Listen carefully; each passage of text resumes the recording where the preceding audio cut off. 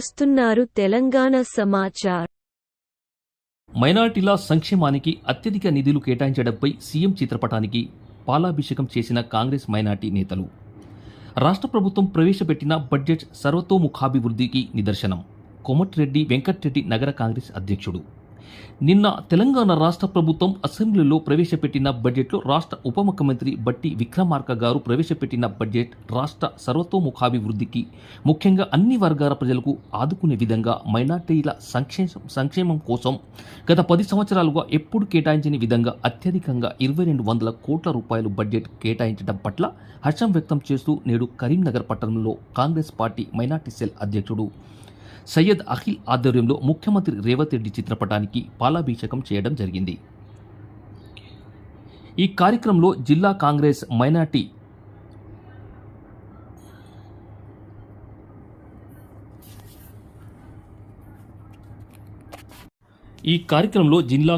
Minority నాయకులు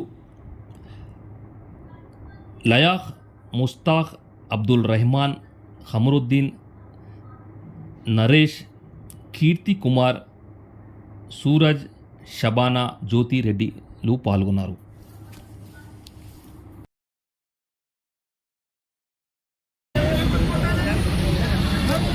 కాంగ్రెస్ ప్రభుత్వం మొట్టమొదటిసారిగా నిన్న రేవంత్ రెడ్డి గారి నాయకత్వంలో ఆర్థిక శాఖ మంత్రి, ఉప ముఖ్యమంత్రి బట్టి విక్రమార్క గారు ప్రవేశపెట్టినటువంటి బడ్జెట్ రాష్ట్ర సర్వతోముఖాభివృద్ధికి, ముఖ్యంగా అన్ని వర్గాల ప్రజలను ఆదుకునే విధంగా, ముఖ్యంగా మైనార్టీల సంక్షేమం కోసం 2262 కోట్లు మరి అత్యధికంగా గత 10 సంవత్సరాలుగా ఎన్నడూ కూడా కేటాయించినటువంటి పరిస్థితుల్లో ఈరోజు అత్యధికంగా కేటాయించినందుకు మైనార్టీ సెల్ నగర శాఖ ఆధ్వర్యంలో సయ్యద్ అఖిల్ ఆధ్వర్యంలో ఈరోజు ముఖ్యమంత్రి రేవంత్ రెడ్డి గారికి పాలాభిషేకం కార్యక్రమం చేపట్టడం జరిగింది.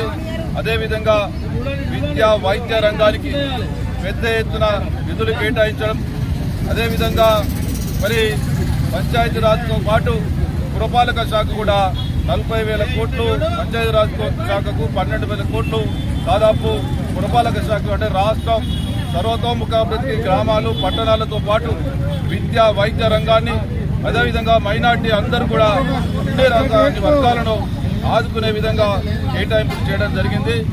కాంగ్రెస్ పార్టీ ప్రజాపాలన అనేది ఈ బడ్జెట్ క్లియర్గా సంకేతాలు తెలియజేస్తూ ఉన్నాయి.